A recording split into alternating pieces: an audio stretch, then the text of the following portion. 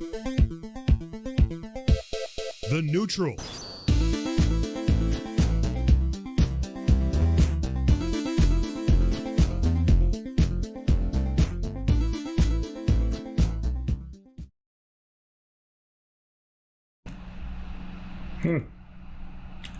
Oh, so this is a little different, folks.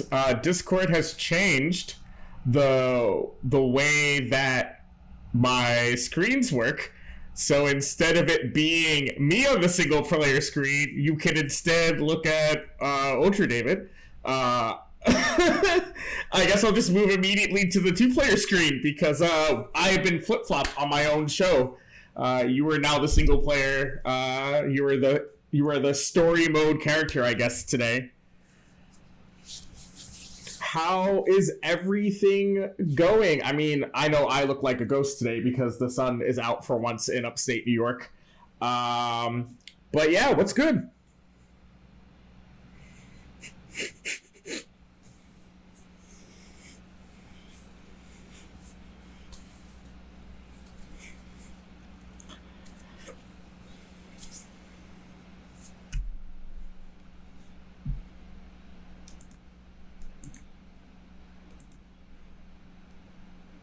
Hold up, they're saying that you're muted. I don't... Oh! Thank you, everyone. You guys are the heroes of this story. Yeah, now we have David. I think. All right. I don't have a great answer for the question as to how I'm doing. I think I'm doing okay, all things considered. My close friends and family are mostly all right. Some of them have had problems, but for now they've been able to get past it. And I guess that's really all I could ask for now. But yeah, I mean, I don't know if any of us has a great response to that question. I mean, have you picked up a new skill? Like, can you crochet now? Do you know how to cross stitch? I don't, but I have been picking up Killer Instinct, and that's a relearned skill. I played a bunch of it a few years ago and haven't in 2-3 years at least. So I've been relearning it, and that's actually a great skill. I mean, I'm really happy to be playing that game again. The main reason I dropped it is that I don't feel that I typically have time to learn and play more than 2 games actively. So for me, that's been like MK and Street Fighter for the most part over the past several years, but now I have time, so I figured I'd add a game to the repertoire. I mean, that's fair. That's balanced, I guess. Like, I am actually playing fighting games for once. I usually so on my normal flow, right? Because I cover so many different esports, covering the pick. You can cover for what I do with fighting games. I can do that without actively playing the games too much. But, it's a lot harder to do that with, say, League of Legends or card games. Those are a little bit harder to cover if you're not, active with all the changes because we have more frequent patches and more sets come out in card games. So now that I don't cover other esports right now because there's this coronavirus and there's, no jobs for writers, time for fighting games is great. I'm playing Soul Calibur 6. I'm all right at that game. I play Mitsurugi. I pretend to play Street Fighter 5, and by pretend I push buttons and play Abigail. So that's a good character to do that with, right? Look, I don't got the time to learn highly technical characters here, right? We ain't playing Karen, all right? Okay. No Dragon Ball. I might pick up MK11 because Joker looks real fun. And Spawn is out, right? Right? He's out now. Spawn is out. Yeah, and that game, although there's obviously a high ceiling to it, you can play it pretty simply, and there's not at sort of lower or even intermediate levels a ton going on. So it's definitely the kind of game that you could pick up for sure. Yeah, so I'm playing fighting games, which is great. My mic is clipping a bit, and David is quiet. Well, David, talk for a second. Hello, I'm saying words. I mean, I can boost David through Discord, maybe? Let's boost. I mean, I might be able to boost me if you need me to do that. Is David sounding better now, chat? Cheese, does he sound better now? Look, guys, I have a very limited setup. It's a laptop and Discord, and that's... Drop myself down if you drop yourself a touch. So, how's that? Is that better? Because you have to remember, like, we have headphones on, so, like, we sound great to each other. It's, Yeah, the rest... it sounds good to me. All right, thanks, guys, for helping us with... Yeah, so, you know, I'll start the show the way I always start the show, besides asking you how great you're doing in the days of shelter in place, which is, what was your first fighting game? Well, it must have been Street Fighter 2, I guess. Really? Yeah. I mean, I'm of that age. When did it come out? 92 or something? 91 maybe?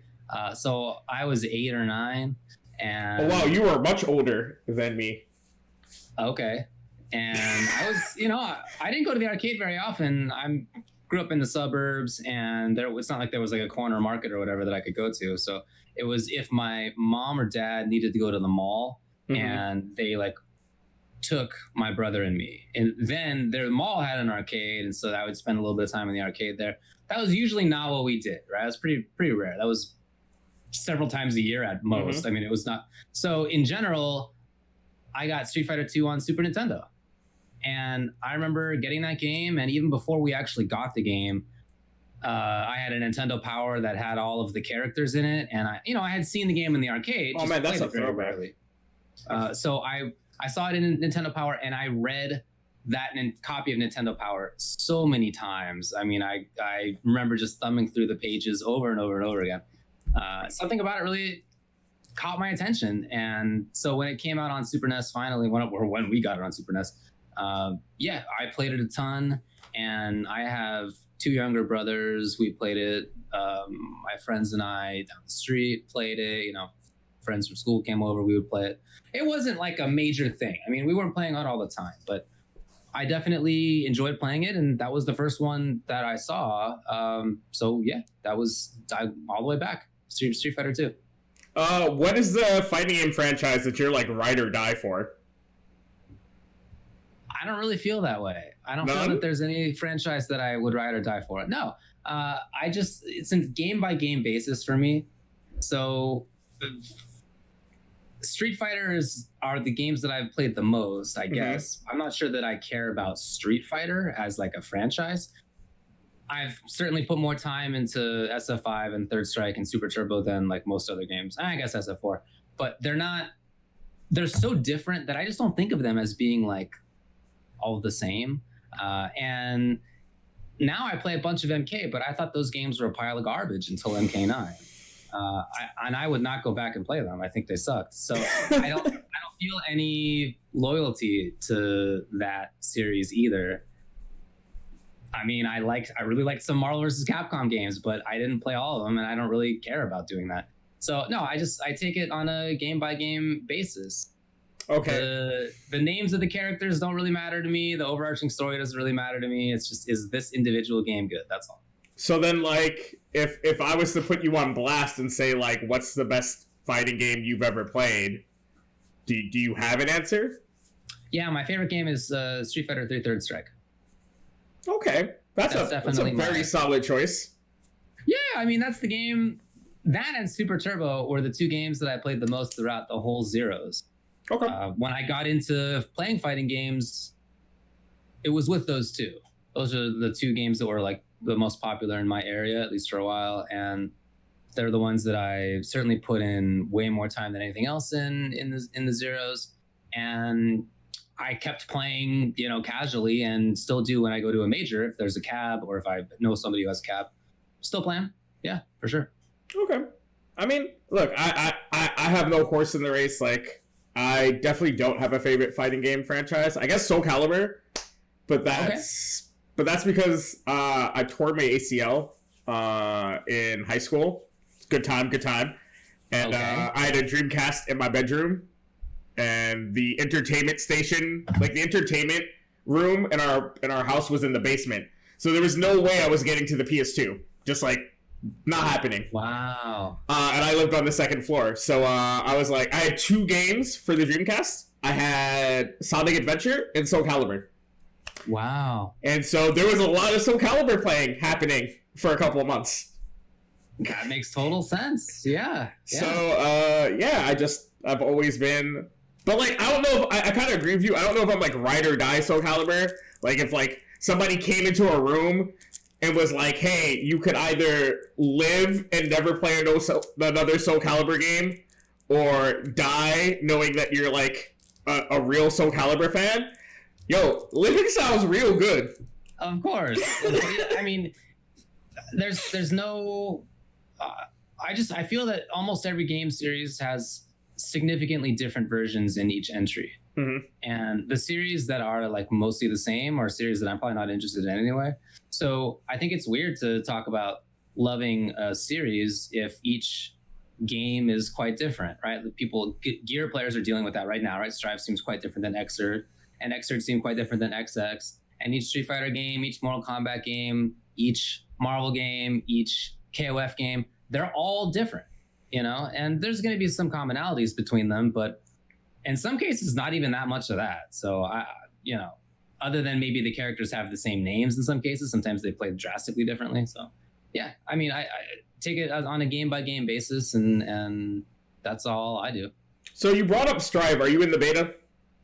Yeah, I played it all weekend. How do you like it? So I liked it in retrospect. What do you mean by in retrospect? Like, so the first 2 did days you I hate was playing it, and then afterwards you were like, actually, it was pretty okay. That is kind of what happened, actually. Yeah. So the first 2 days, I wasn't super into it. I didn't dislike it. I didn't think it was bad at all, but I didn't feel like drawn in really. Mm-hmm. So when I was playing against the CPU on day one, and when I was then playing against people the first day that you could on day two, you know, I just didn't know enough about it. I don't think anybody I was playing against knew enough about it. We were all just kind of struggling. The lobby system was very bad, so it's just put a kind of pall on the whole situation. And then on the last day when I tried it out, the lobby system had been improved somewhat. I mean, it's still kind of janky, but I was able to get matches pretty frequently. Mm-hmm. And I had learned a little bit more about it, and so had the people I was playing against. So we were doing more interesting things, and I did like it. So the last hour that I played, I had way more fun than the probably 6 or 7 hours that I had played the previous couple of days. And then afterward, once it was over and I was watching reviews, I was watching other stream archives of people who have been playing it. I rewatched some of my own stuff that I played. Yeah, I feel like I saw and felt about more stuff that I think I'd enjoy. And even today, I mean, I just sort of mulling on it, just sort of marinating on memories of it. I think I'm noticing things that I liked, or finding little analogies to other things that I like in other games. So yeah, I think I did enjoy it, and now I'm looking forward to the next one. Definitely. Okay, so what are you playing? Before, as we started, you said that you've instead of picking up cross stitching or knitting, you have started playing Killer Instinct more. So you said that like you kind of gave up on that game for a little bit. What is the appeal to playing older games for you? Well, I just want to play games that I enjoy is really what it comes down to. So there's a few different reasons that I would pick a game up. The biggest one, of course, is do I like it? Secondarily, is there a commentary gig in it?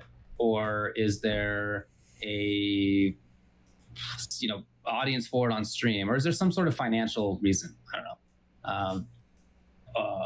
And right now, the secondary considerations are moot, right? There's no gigs, just at all. So the financial side of it is completely gone. And so I'm just playing the games that I like, which is fine. And I really do like SF5 and MK11 a lot. So I still am playing them, and I would be playing them even if there was no money. So in thinking about a third game to pick up, I was looking at the other games that are sort of out and popular nowadays, because I'd like to play competition. I mean, I'm playing fighting games for competition. So if it's a game that I would enjoy, but nobody's playing it, then I'm not going to play it, because the purpose of it is for competition for me. So I looked at Granblue, and I didn't really think it was the kind of game I would enjoy too much. I am not terribly interested in games like Dragon Ball, Sam Show. I'm not into. And there are some games that I would enjoy. I think Soul Calibur 6 is awesome. So I played a bunch of that when it first came out. Great game. Can I play it right now? I mean, really, like, is it? I can't go meet up with people, play this game. That's just the nature of the situation. So it's got to be a game that I can also play from home. And that really strikes out. Caliber, BB Tag, I love. I think that game's really, really good. And it's just not very playable online. So the mix between what game do I enjoy, what game can I play from home, and I'm not taking into any financial considerations, what do we land on? For me, it was KI. Is a game that I really enjoyed and that I moved on from really only because everybody else did. And I don't have a great reason as to why that happened when it did. I don't really remember, but I was playing it a lot. And then the scene was kind of like, well, that's it for KI. And so I was like, all right, I guess. So I'm going to go play some other stuff. But now that we're in this situation, it feels like a really good game to go back to. So, and the nice thing is as well that since the online is so strong, there's actually still a nice contingent of people playing online. You can just go on ranked, and there have been players playing it the whole time. They never stopped. And in exhibitions, there have been people who are just signing up for lobbies just all the time. They've never stopped. And it doesn't even need to be like a dense, like geographically dense player base. Because I can play somebody from Europe and it's okay. It's fine. I've done that a few times. I played against a guy in Sweden, a guy in UK a few times, and it's been totally fine. So the player base is like half of the Earth. That's like the geographic region that you can play in. And that means that even if like each region doesn't have so many players, as a whole, the number is still really good in terms of like accessible players for me. So yeah, I mean, for me, it's been great. And the KI scene is also very welcoming, and they do a great job at teaching the game to players. ki.infil.net, Infilament's website that's all about how to play KI, is one of the best game guides I've ever seen. And it's entirely community fan created. Fantastic. All the info you need, more than you would think about even including with not just text, but like vids and GIFs and stuff. So the ability to learn from home, to play from home, a game that I enjoy in a time where there's no financial considerations for video games at all, it's KI for me. That's sick. So, I know that you brought up the fact that you play games also aside from money and aside from commentary and love, is that you're a competitive person. But yeah. I don't remember the last time I've seen the name UltraDavid in pools. So, at what point did competition sort of take a back burner to commentary and other things in your life? It took a back burner when I couldn't do it anymore. When I physically couldn't do it anymore. So I have, or maybe had now, a bunch of nerve and joint problems. Well, I'll always have them to some degree. Anyway, I have this hypermobility disorder. So my joints are too loose. And that means I can do a bunch of cool party tricks, but it also means that I'm more likely to get injured in joints. And I'm part of how that manifested was that I had an injury in my neck that impinged on the nerve in the cervical spine that sort of goes down the arm and into the hands. And so that nerve was disrupted, meaning that the signals that I were to send to my hands just sometimes wouldn't get there, or they would get there wrong. So my execution was deteriorating. And my ability to compete in a real way was limited. I mean, sometimes I would be playing and feel as if I was blocking in a block sort of position with my hands, and I'd get hit and I'd look down and sure enough, I was not at all. Maybe I was holding the complete opposite direction. So it was just, the fundamental physical control side of fighting games was something I couldn't do, at least not to a degree that was acceptable. It was just too frustrating. So that began to come up in 2010. And it was quite noticeable. I mean, I remember people I was playing with. I played in the arcades a bunch in 2009 when SF4 was new. I had to take a break to study for the bar. And when I came back from studying for the bar, my friends who I was playing with saw it immediately. And I didn't want to, I think I just didn't want to recognize that something was wrong. but they knew immediately. And I at some point could not ignore it anymore. And so 2012, Evo 2012 was the last tournament that I entered because I just couldn't do it. I mean, I couldn't control my hands. So there was loss of control, pain, numbness very often. And it certainly affected a lot more than just my ability to play fighting games. I mean, I'd have to get a friend to open a jar for me, or I didn't want to cut with a knife, right? I was cooking with somebody or eating with somebody. I wanted somebody else to cut because I didn't trust my own hands. So that was the case for a super long time. And I kept playing games to some degree, but only casually. And because if I were playing casually, then the frustration wouldn't feel as bad, right? There's nothing really on the line. I'm just, we're hanging out. It's no big deal. Well, yeah, I played much, much less as a result. And I stopped going to locals because the only thing you can do at a local is play a fighting game, right? Yeah, at a major, there's other stuff to do. Maybe you're at a new location, go try a new restaurant, or maybe there's an artist alley to go check out, or whatever, right? There's other stuff. Mm-hmm. At a local, there's all you can do is play. So I stopped going to them because I didn't want to put myself in a situation where I either was playing, which would make me feel bad, or where I knew that I couldn't play. So I would be watching other people play, which would make me feel bad. So I stopped going to locals like entirely for many years. I'm doing it again. I mean, a couple of years ago, my rotator cuffs were fraying, and I wasn't doing anything, right? I wasn't competing in sports. I wasn't they were just fraying because that's what happens with the condition. And it was getting to the point where I couldn't raise my hands above my head, and even the position of driving, just holding my arms up at all, even this level, was very painful. So I had to deal with it. And I was prescribed going to physical therapy, and the physical therapist, sort of to set a goal was like, what would you love to do? And I didn't even think to say play games because it seemed to me like that was going to be an impossibility. So I just wanted to not be in pain constantly.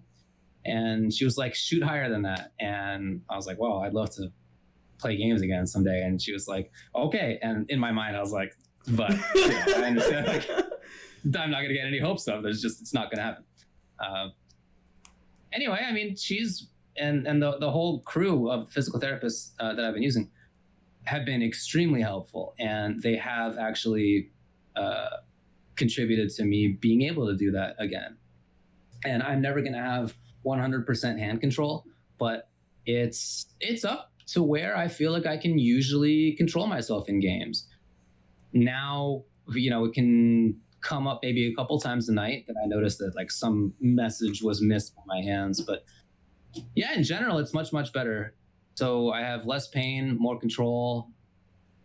So my intention was to play at Combo Breaker. That would have been my first major since 2012. I entered it. First time I entered a major since 2012. I was entering locals at the end of last year and the beginning of this year. So yeah, I mean, intention is to get back into it. It's something that I've always loved, and not being able to do it was really hard, and I'm sure it contributed to me, feeling depressed at times, just not being able to do the things that I love. The two things that I loved to do most were to compete in fighting games and to play sports, and I just couldn't do either anymore. So it was very tough mentally. But now I do feel that I can begin to do those things. I can't play hockey again. I'm going to fall apart. But I can at least do video games. At least, So yeah, the intention is whenever this whole business is over to get back into entering and playing in majors. Yes. I did not know you played sports. Oh, yeah. I know that there was like a whole other emotional arc that went on, but I don't know if you noticed my face when you said sports. I was like, wait a second. Yeah. I played a bunch of sports growing up. I played hockey and football and basketball, and I did martial arts, and I think I'm missing something. I played tennis for a while. Anyway, yeah. I'm starting to see like a trend among competitive people that they're not just competitive in video games, but like almost every competitive person I've had on the show has played sports at some level. And when I say some level, I don't mean like youth league. I mean, like high school, college. So well, I wasn't on like my high school team, but we didn't have high school hockey. I would have gone on for it if we had, and maybe I would have made it. But yeah, I played hockey in leagues. I played basketball briefly in leagues for the school, I should say, and I played football and basketball every lunch at school. So yeah, for sure. And I kept playing hockey, especially after I graduated high school and went to college. And I did a bunch of martial arts during college as well. But that was when the hypermobility began to be a problem. And I at the time, didn't sort of think about it as being some like sort of overall process. I didn't think to link various injuries that I was getting or feel or like ask why I feel like I was getting injured more often than my friends were. It just felt like it was unlucky, So as I broke various bones and, pulled various ligaments and stuff, I had to stop playing sports, or at least as often as I was. And I had also always played video games since I was a little kid. But yeah, it was really when I felt that I couldn't play sports anymore that, I was probably 50-50 between competing in sports and in video games. And then one of them was gone mostly. So I just moved all the way into video games at that point. That was in the early 2000s. And, right when I was playing at an arcade in college, and right when, Warcraft 3 was out. And so all sorts of competitive games were what I played instead of sports at that point. Yeah. So, this is some lore back to one of my early interviews I did with you. I think it was at Red Bull Battlegrounds. I asked you if there were other commentators that you kind of looked to, and you had brought up Artosis as someone who inspired your commentary style. And now I hear you say that you were interested in Warcraft 3. Is there an alternate timeline where like you would have became like a Dota or League of Legends commentator maybe? Sometimes I wonder because I certainly played a lot of War 3. I was really, really into it. But I didn't play Dota. I didn't play any of those games because here's my reasoning. I still stand by. What? I could either control one character or an entire army of characters. Like it felt like a very easy answer. So I kept wanting to play the army version. Like why would I want this individual character? So like StarCraft. About that. So I played a ton of Brood War. Yeah, I played a lot of War 3. That and fighting games were pretty even for me for a while in terms of which one I took more seriously. Yeah, totally. I definitely played them a lot. So even after I stopped playing them seriously, I feel like that was around the time when we began to be able to watch broadcasts or at least YouTube videos of people having played games. And yeah, definitely Artosis and Tasteless were the only people I heard at that time who were making any kind of real effort at commentating. So definitely they had an impact on my commentary style. I don't really think I would have ended up being like a Dota commentator because I didn't have any plans at all of being a commentator of any kind. It was complete happenstance that I ended up being a fighting game commentator, and there's no planning involved. So I don't know that same process like definitely would not have happened if I had instead kept playing Warcraft 3. So I guess I'm glad I did what I did. I don't know. It's very contingent. No, it's just interesting to me because I remember when I first asked you that question years and years ago, I was like, oh man, fighting game person that knows like esports, interesting. And that part, at least, I haven't really kept up super well with modern stuff, but yeah. No, I mean, yeah, but it was like a light bulb in my head, and I was a much weaker interviewer back then, so it never dawned on me to like follow that plot thread. So I'm like, today, interview take 2 with UltraDavid, I will ask about the alternate timeline.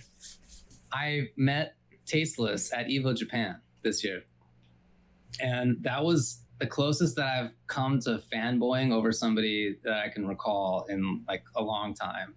But I wouldn't let myself fanboy, so instead I think I probably came off as like cold. I think I came off as like, oh yeah, you're Tasteless, huh? Okay, all right. Yeah, it's real hard though. Like I empathize with you because like, I remember when I first met Daigo for an interview. There was a part of my brain that's like, I'm interviewing Daigo Umehara. This is the dopest shit of my life. But then like your serious like professional brain kicks in and you're like, it's another interview. Relax. Calm down. And so like one of the things that I noticed about that interview when I like listen to the audio file versus like when I talk to someone like Snake Eyes or something is there's like no jokes. Like I don't hit him with like any humor. And I'm like, I would never do that in like a normal interview. But I'm like, this is Daigo, serious mode. So I can understand how you met Tasteless and you were like, oh, Tasteless, huh? Big deal. Big deal. Have you ever commentated at Evo? Yeah. Right. Yeah. Yeah. It was definitely cool. And I mean, we chatted, we hung out for a little bit, but yeah, I think that was great. So I don't think there's any like plausible reality in which I would have been a commentator for other stuff. I think fighting games are just the completely random and only chance probably, but I certainly took those games seriously for a while, for sure. Brood War and Warcraft 3 I played a ton of, yeah. Yo, so what I need now is like you versus F-Champ in StarCraft. Was he a StarCraft player? I thought he played War 3 as well. So this came up in injury with him. Evo, what was the last Marvel Evo? 2017? About thereabouts, yeah. I don't know. So at Evo 2017, my like overarching theme for all of my interviews was like what does your training regimen look like as a professional gamer? Do you like wake up and play video games all day? Like what do you do? And he said he started every day playing StarCraft 2 so that he could get his brain in like a different mindset so that like when he starts playing fighting games, he's looking at it from like his brain is not operating purely on a Marvel Street Fighter axis. Huh. Interesting. So, you know, I already know how many, like I already want to run like an FGC Modern Warfare tournament because I know how many people play that. But now I kind of want to see like the exhibition match of UltraDavid versus F-Champ. And if he just kept playing every day or even at all, then it's not going to be a match. I you just get steamrolled. I would absolutely get steamrolled. Yeah, I just don't remember that much of it now. It was 15 years ago. I went back and played Brood War, StarCraft actually, last year. I mean, like StarCraft 1, not Brood War. Last year when, I don't know, I just got this bug. You know what happened? It was when In Control passed away. Okay. And I, you know, never met the guy, but I certainly watched a ton of tournaments where he was commentating, or I was playing even before that. And I don't know, I just got to thinking like, you know, I kind of miss StarCraft. So I went back and was playing through the whole story mode. StarCraft 1, Brood War. I started playing through Warcraft 3 to get into Frozen Throne. Just the whole thing. I played Warcraft 1 through, I mean, all the way through. And that was the first time I had played in many, many years. Many, many years. So some stuff I was surprised that I did remember. My hands just knew some of the keys that you are supposed to press. And I just sort of like remembered some. I played Zerg. I just remembered some timings, you know. But in general, yeah, I didn't remember what a bunch of units did, especially for other races. And I didn't remember like what a bunch of the build orders, almost none of the build orders for sure. So no, I'm sure I would get steamrolled. But it was fun. I did play it a lot at that time, and yeah, I wish that those games were more popular still, but no, I don't play it much anymore. No, that's fair. It was just like an interesting plot thread where, you know, like right now ESPN's doing the Valorant tournament, right, where they have pros from different games on teams playing against each other, and so my brain went, you know, what if we could do like this the FGC version of that, where like FGC people are playing other games. Like I know that there's some FGC people that play League of Legends and are like pretty high elo. So like I thought maybe about doing like an in-house tournament like that, you know. Yeah, I know people play Dota a lot. Dota's really popular among some of the people out there. I don't recognize other MOBAs. They don't exist to me. Oh wow, really? Okay. You know what it is? So like, I know that position from the Dota side, but I didn't realize it existed from the League side. So it's actually, the thing is like, I'm gonna be really real, and I don't really talk about this. I hate MOBAs with like a passion. Okay. The only reason that I play League of Legends is a bunch of friends in college tried to get me to play like pre-season 1, and they were not very good at teaching me how to play the game. And so I've just played it out of spite all these years as like someone like I enjoy it now, like 10 years later, but when I first started playing, it was a lot of like, man, I'm so mad that I don't know how to play this game that I'm gonna like get good at this game. And I'm pretty terrible, like technically, but like I'm big brained, so like as far as like shot calling and macro, I'm like pretty decent at. But yeah, I don't actually like that game genre. Like I've tried other MOBAs, like I tried Heroes of the Storm, I tried the DC Comics one. Oh right, yeah. I've tried Dota. Like they just no enjoyment. And I guarantee you, if like Dota was the first one I played, I would just have the same opinion about all the other games, but like would enjoy Dota. It's the same with shooters. I didn't grow up playing shooters, so okay. So like CS:GO's like gibberish to me. I'm like so bad at that. I try to play that game and I just like die in the first 5 seconds of every round. It's great. Overwatch I was pretty okay at because Lucio just made me feel like I was playing Jet Set Radio. So yeah. But yeah. Yeah, I'm not a big shooter player either. I did play CS1 or whatever, Counter-Strike, 20 years ago in college. But not really since then. And I played Halo 1 when it came out in college. And Perfect Dark, like, you know, we played those games. But none of us took them very seriously. And I didn't play, maybe I played Doom now and then just to like play through it, but never competitively. And I did play Overwatch. I played a lot of Overwatch. That was the first shooter that I played like that in a super long time. And I enjoyed it. I think it was a really fun game. So we can put you on the FGC Overwatch team, is what you're saying. I mean, maybe 2 years ago. Now I haven't played it in probably 2 years. So look, I'm just trying to sneak you into one of these. I don't think I do any of these anymore. So, you know, you've been doing this fighting game thing for a small amount of time. You know, no, not too long or anything. That's true. Did you ever think fighting games would be where it is now when you first kind of got started? It just wasn't a possibility. I mean, it wasn't something that I or any of us even conceived of. There weren't even jokes. It just wasn't. No, I mean, we were just there in the small arcade to play video games, or we went over to somebody else's house and that was it. And we never even thought about it. I mean, there were tournaments, but the tournaments were for if you filled out a 16-person bracket. I mean, was good, right? If you filled out a 32, that was a regional. I mean, you know, if you had 100 people, that was a major, which was very rare. So no, none of us even thought about it. I only played because I enjoyed it, and I think that's how it probably was for all of the competitive game genres, right? Nobody thought about being able to get paid almost at all. No, I didn't think about this. I didn't even think about this 10 years after that. When I started playing competitively in 2001 or 2, first or second year of college or something.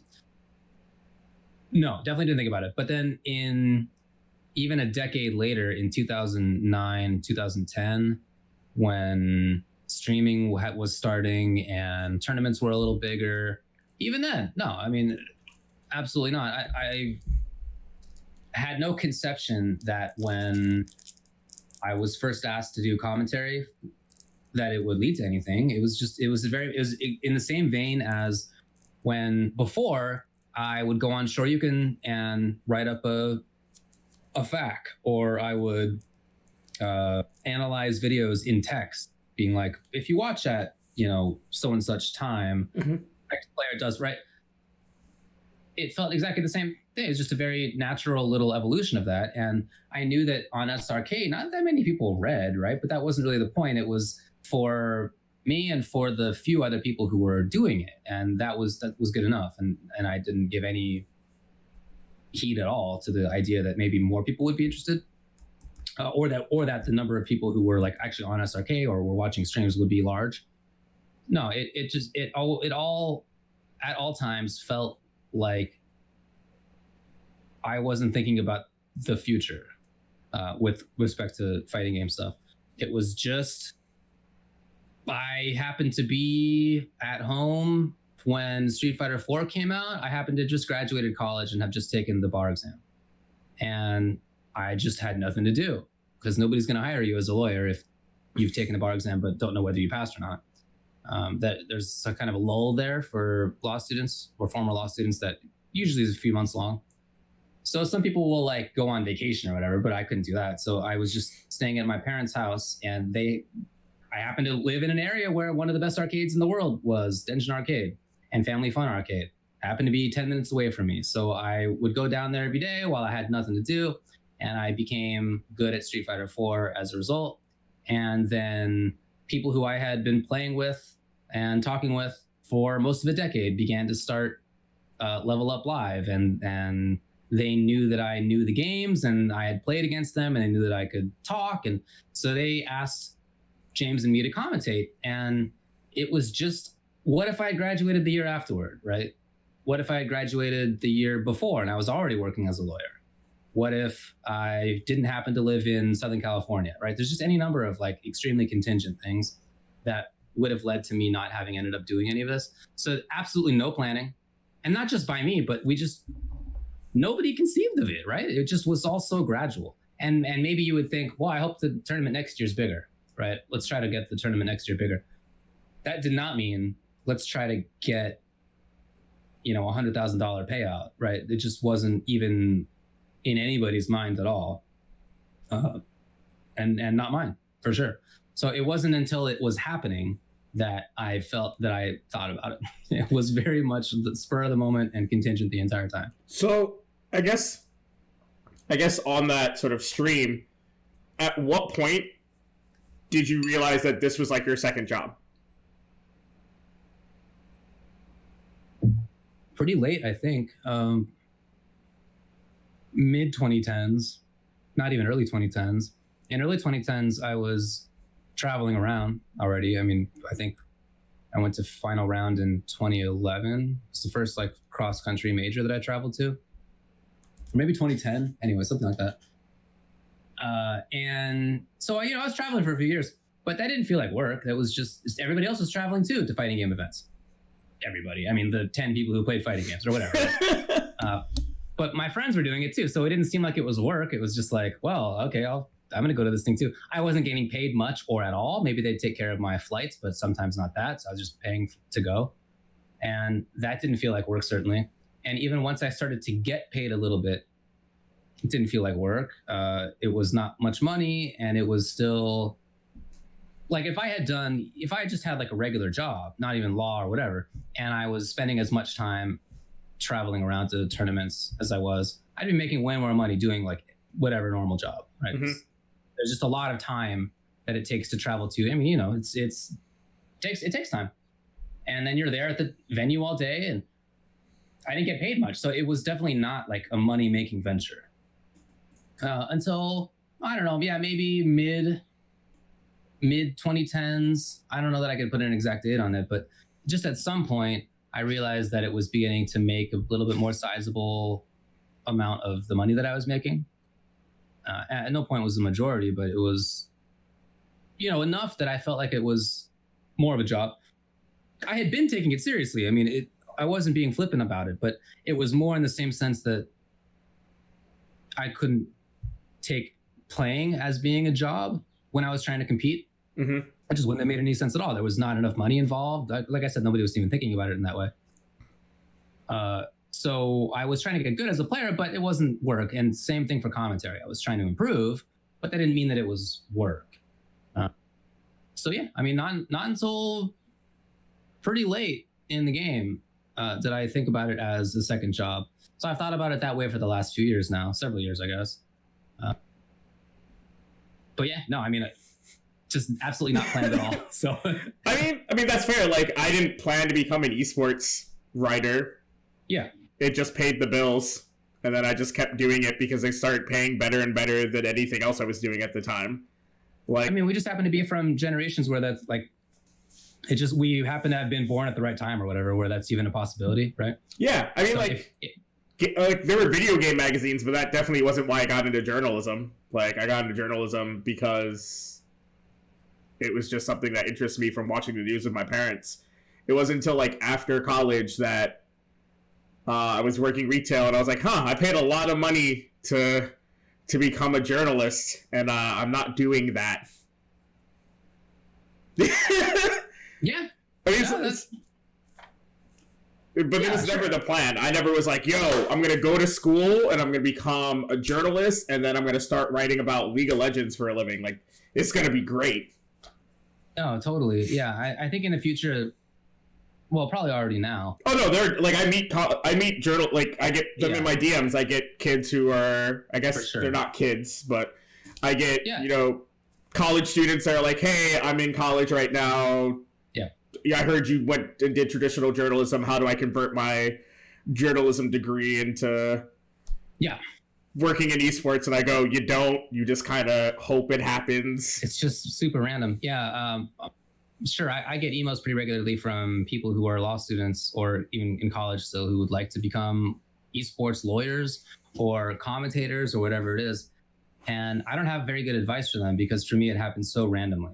Yeah, I think for people like us, it's not, we don't really have advice. Like, we can say, like, what does work? Like, I think like Ringe or like Sajam are more the right people to ask that question of, because they wanted to be commentators and they made it happen, right? Versus you kind of just becoming a commentator because, hey, we need someone on the mic because, we're starting up Level Up. Exactly right. Yeah, I think that is true. Or me writing for a website where they're like, hey, we heard you know about this Magic the Gathering and League of Legends thing. You want to write? Like, that's literally what happened. One of my friends from college was like, hey, I work for a gaming website. I'm running their SEO. Do you play competitive games, right? And I'm like, yes. They're like, you want to write about competitive games? I'm like, for how much? They're like, $50 a month. I'm like, all right, cool. That's $50 more for writing that I was making yesterday, so sure. Yeah, of course. Of course, yeah. Right? That was sweet. I was like, man, I could keep writing on my blog spot for free, or I can get paid $50 a month. Wow, that's money. That sounds exactly right to me too. Yeah. So for people who are trying to get into commentary or law or whatever it is now, I don't pretend to be able to give them advice from my own experience, but I do know some people who have hired lawyers in esports, and I do know some people, like you mentioned, Steven and Ringe and stuff, who have gotten into commentary on purpose. So, I can direct people who ask about it to them, or I can just like sort of explain what I've seen them do. But from my own experience, it's just too unplanned for anything to really be useful. Yeah, I feel bad sometimes. Like, I remember after Final Round 2 years ago, I got a DM from somebody who was like, oh man, I really like your stuff and I'm really into Tekken and I would love to make Tekken content. How do I do that? And my response was, make Tekken content. Yeah. And he was like, do you have more advice than that? And I was like, make Tekken content well? I was like, I don't know. He was like, well, how do I do what you do? And I'm like, have friends who own a gaming website? Right. Like, totally. Like literally all of my gigs, and this isn't like I'm lucky person where it's like I made friends with somebody who became the editor-in-chief at Jinx.tv, and he was like, hey, you write really good interviews, and interviews drive traffic to the website. I want you to write interviews for us. Yeah. Right? I didn't apply. I didn't like put together a banger of a, like, I guess I did put together a good portfolio, but like it wasn't like I submitted one. It was, he remembered me from when we worked at a different small website together, right? Like, yeah, I think for every industry and generation and stuff, it's who you know who matters. That matters as much as anything else. But in our particular case, I think it's probably more so because there was no like structure at all. Yeah. Right. There's no path to go through because it's all just being blazed right at the time. So it's almost entirely who you know, or like maybe you did the thing, right? Like you were just writing content or whatever, right? Yeah. I mean, I was just already doing it for myself on SRK even before I was asked to commentate, or I had my own YouTube channel since whenever YouTube was created, and it's just I was doing it already. So like there was no, it was either who I knew or it was just the thing that I was doing, and there was no set path at all. Yeah, and that's okay. So we're at the 50-minute mark, and we've got a few people viewing, kind of lurking. If y'all have questions for UltraDavid, you're more than welcome to ask them now. I will just ignore any dumb questions. Ooh, Chesapath, you do have questions. What do you have? You got 2. You can ask them. I mean, you're probably typing right now. Probably. Has your cat destroyed any new technology? Actually, yeah, he did blow up another cord. No! Yeah, he blew up a charging cord. Yeah, some micro USB charging cord. My cat, I think chewed through part of my power cord because it keeps my laptop keeps telling me that it does and doesn't have power. So I love my cat wherever she is right now. All right, first question. What is the wildest thing you've seen in an esports contract they tried to get away with? Ooh. I don't even know if you can say that. Yeah, that's probably fine. I just can't say who it was or anything. Sure. But, yeah. The wildest thing, I think there's a lot of, well, maybe not so much now, but there's been a lot of predatory stuff. So, like, for example, I recall a contract where the team didn't need to commit to send the player anywhere. The team didn't need to commit to give the player a salary. The team didn't need to commit to give the player any equipment. There was no jersey. The player had to pay for all of their venue fees and travel expenses.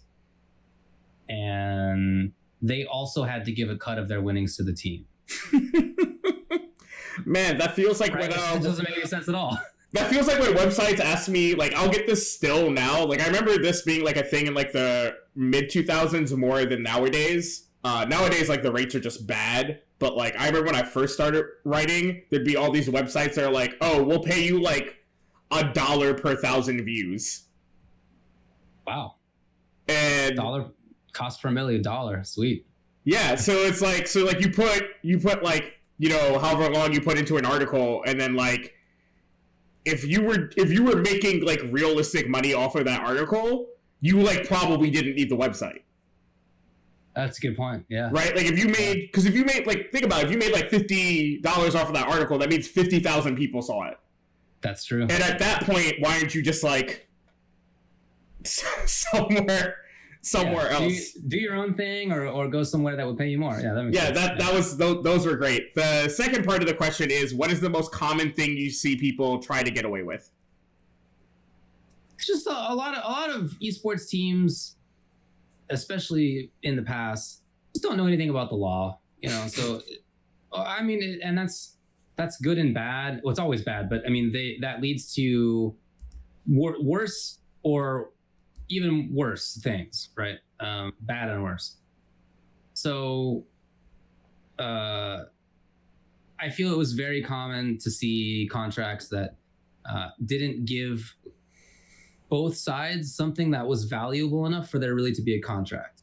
So, like, for two parties to create a contract, they have to have what's called consideration, some reason for both parties to be involved. Both parties have to get something out of it for there to be an effective contract.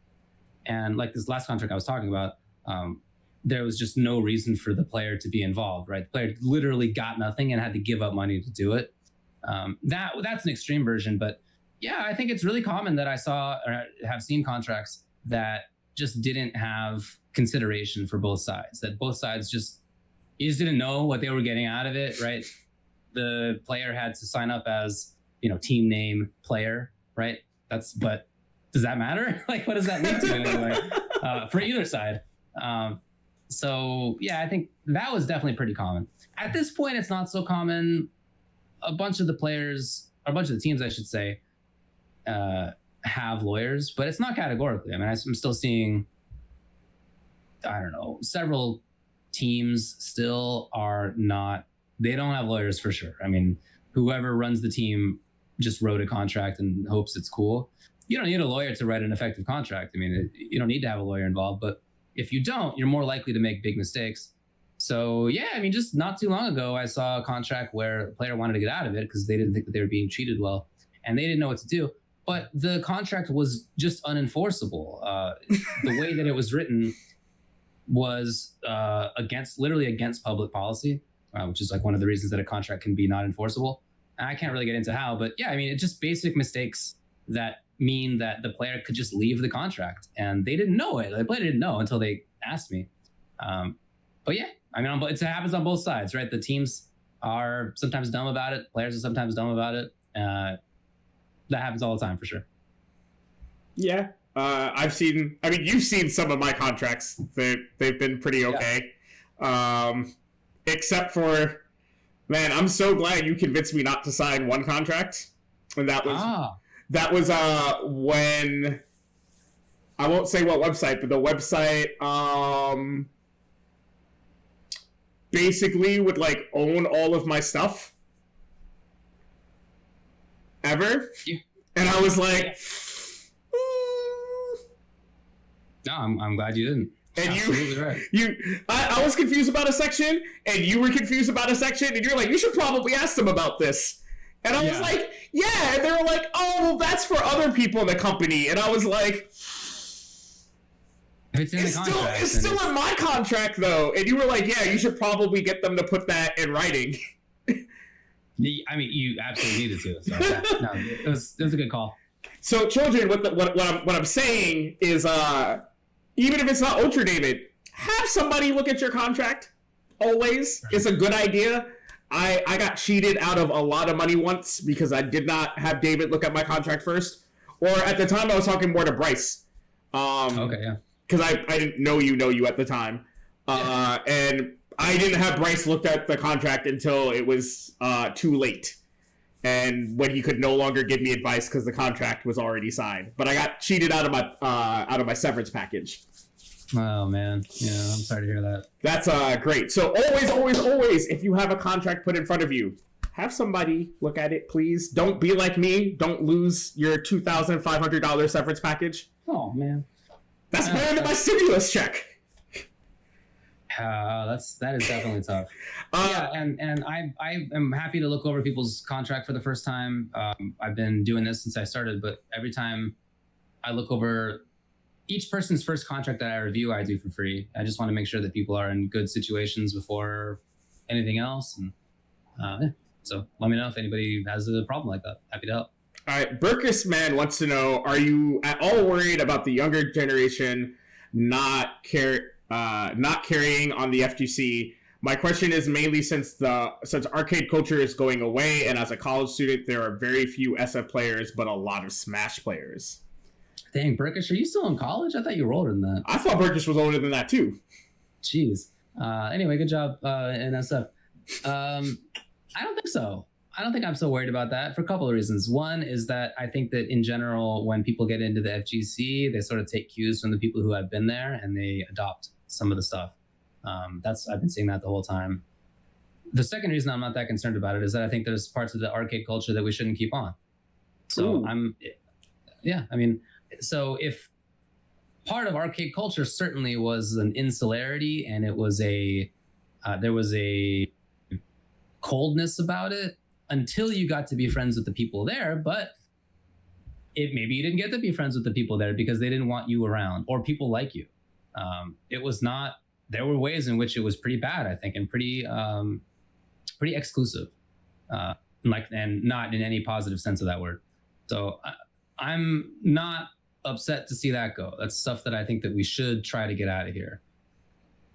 The parts of the arcade culture that were good are like, the idea that everybody is equal outside of the game. I don't think we lived up to that often enough, but that was the ideal for sure. And that it was all just settled in the game. And if somebody was good at the game, you just respected them because that was what mattered, or in the ideal anyway. So that's something to keep around for sure. And some of the sort of grassroots community focus, I think, is something that is a big part of that has stuck around and that I hope continues to stick around. To the extent that kind of thing fails, it's not, I don't think, because of the players. I mean, even players who I'm Mortal Kombat, for example, right now has a lot of young players, and they're strong, and even though they're in high school, and they are already super FGC. I mean, I see them at tournaments, and they're the lingo is there, the way that they are dealing with other people on the scene is there. I mean, they have learned it, right? So it's not on their end. It's more that I think there may be a chance that rights holders could exercise more control in a way that could hurt some of the grassroots aspects of things. So I want to make sure that we do try to keep that, but it's not really on the like young players' sides. That's more for I think the veterans who do have a little bit more sway, or hopefully at least, to try to ward against. And yeah, the positives of arcade culture, I think we are keeping on. But yeah, there's a bunch of it that we should just dump in the trash, and that's good. I hope we do. I mean, I hear a lot about the sort of aging out problem in the FGC, but then like I see people like Just the Kid making the Street Fighter League, right? And he's like it's getting too old. Is that what you mean? Or, well, sort of similar to like Burkish's question of like, you know, how do we make sure that like there's still like younger people getting into the FGC? And it's like, I think that's not really a problem.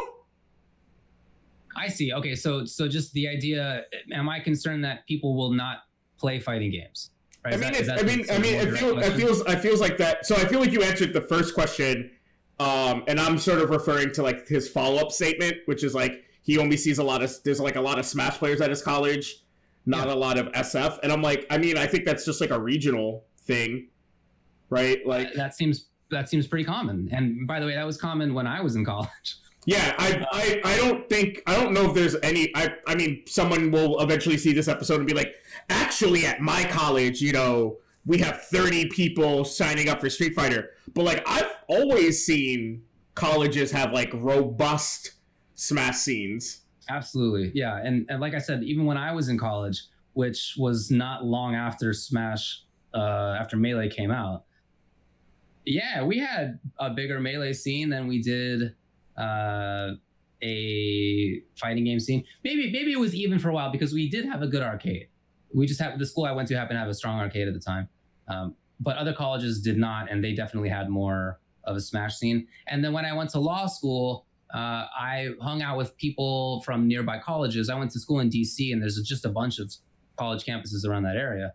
And in going to play with other people at their schools, I mean, their Smash groups were already bigger. That was in 2005 to 8.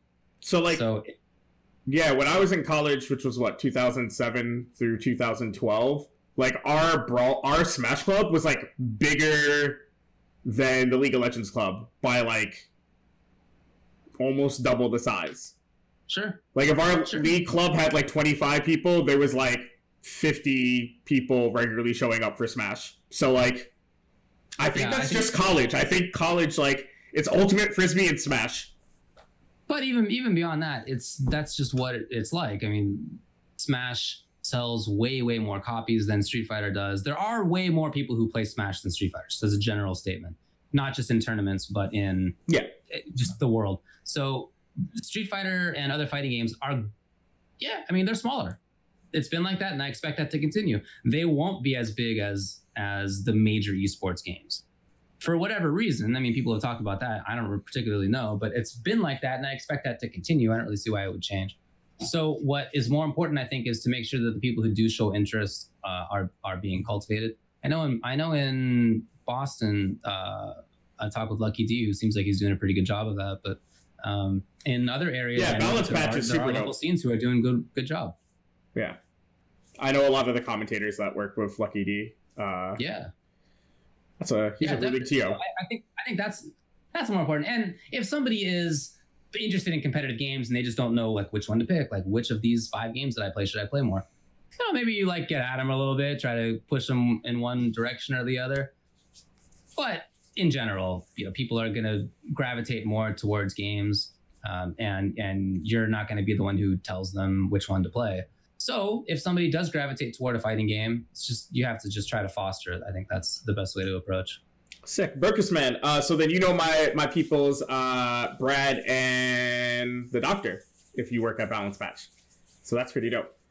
Actually, I do have a question from you because it became a topic this weekend, and I actually don't want to focus on what drove the TOs to come to this conclusion because I have a different guest to talk about that with.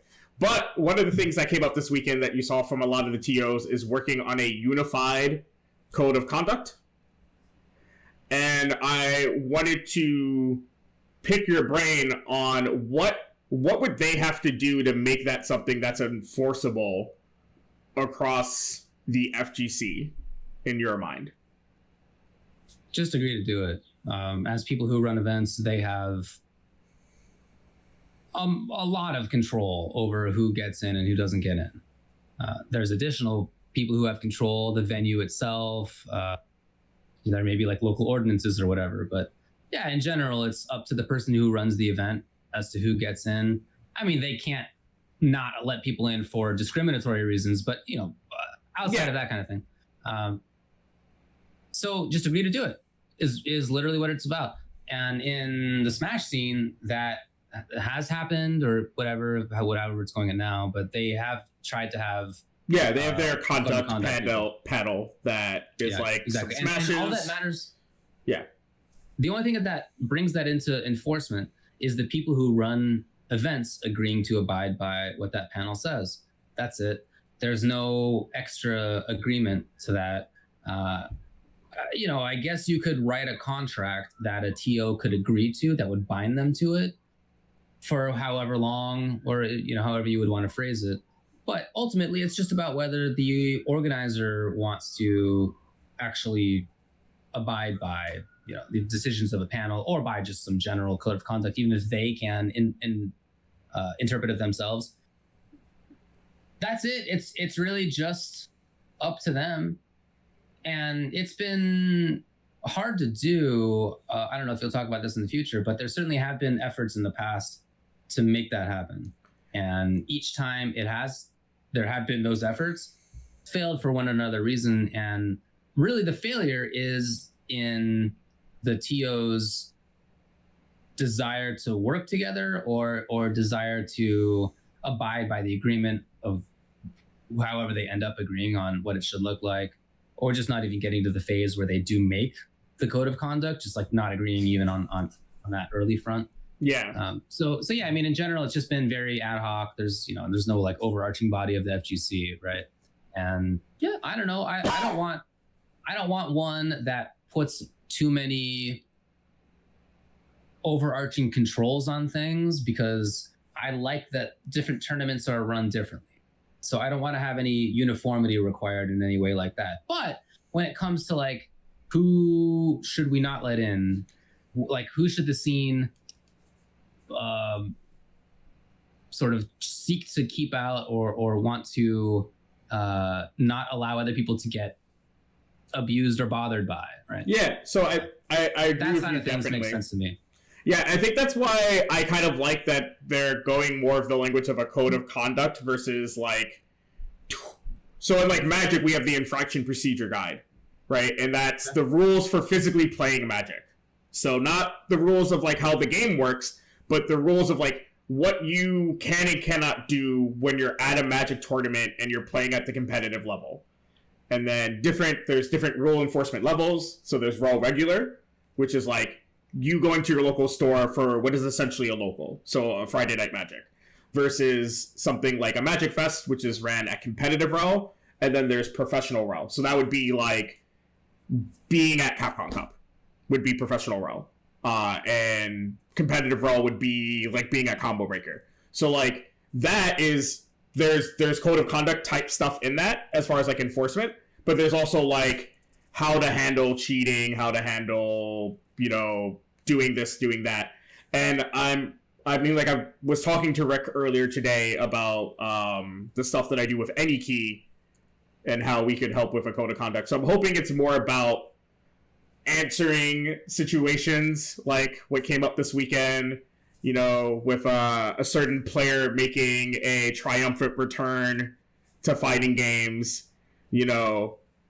I'm hoping that it stays more in that area, and agree with you. And sort of, I want Combo Breaker to be Combo Breaker. I don't want Combo Breaker to be, the FGC panel brings you Combo Breaker. Like, I want all of the uniqueness of all of the different events, because, going to Combo Breaker is very different than going to CEO, and is very different than going to East Coast Throwdown, and is very different than going to, EVO. So I want all the events to have a uniqueness to them, but I would like to see that I don't need a Twitter thread, right? Where like one TO says, "Hey, you're not welcomed at this event anymore," and then it like all of a sudden it cascades and like you see like 15 other TOs. It should just be like a uniformed, "Hey, you did the thing. You clearly knew that this is a thing that you shouldn't do, and maybe we shouldn't start digging through other people's tweets so that we can get other people out for the same reasons." Yeah, I mean, to the extent that there's disingenuousness going on, I don't think that we don't need to pay attention to that. But no, there's certainly serious issues that should be addressed for sure, are deserving of punishment for sure. So yeah, I think I agree with you that it does make sense. Look, I mean, the group of people that goes around to the different fighting game events, there's a lot of crossover between each event. Yeah. A lot of the same people go to a lot of events, and some people go to all of them. And at every time I go to Combo Breaker, there are people there who I only see at Combo Breaker, and like at CEO. But for the most part, a lot of people I see are actually traveling around. So it makes sense to me that the sort of regulation of that group of people who does travel around can be overarching. I think that makes sense without there being rules about the tournaments themselves and those play. We don't need to do that. But the people who are welcome in the FGC in one place, I think, should be the sort of similar ideas to who's welcome other places as well. Valid. All right. Well, it's almost 8:15, and I told you that the show doesn't run that far past 8 o'clock. Chat, if you have any other questions for UltraDavid, he's going to tell you where you can find him on the internet. You can find me at twitter.com/UltraDavid and twitch.tv/UltraChenTV and dpgatlaw.com. All right. Those are my ones. All right. And for those of you who haven't ever been here before, I will show you the single player screen, which will have UltraDavid on it instead of me. Don't get it confused. UltraDavid is in fact not Amanda Stevens, and those are not his socials, but Discord has decided to flip who is on what side. And Lobokendo, surprisingly, UltraDavid is not a black female. I know, I don't know how you could have ever tell us apart. I'm sorry if you've been confused. David, it is always a pleasure talking to you, and this time it's not someplace really cold like Canada. I hear you. Yeah, no, it's nice and balmy here in Los Angeles. All right, folks, thanks for coming through. Next week is Tempest Rob. This will be on the YouTube sometime tomorrow. It'll be on all those podcasting services by Thursday. But until next week, y'all know how I do. Go beyond, plus ultra, and peace.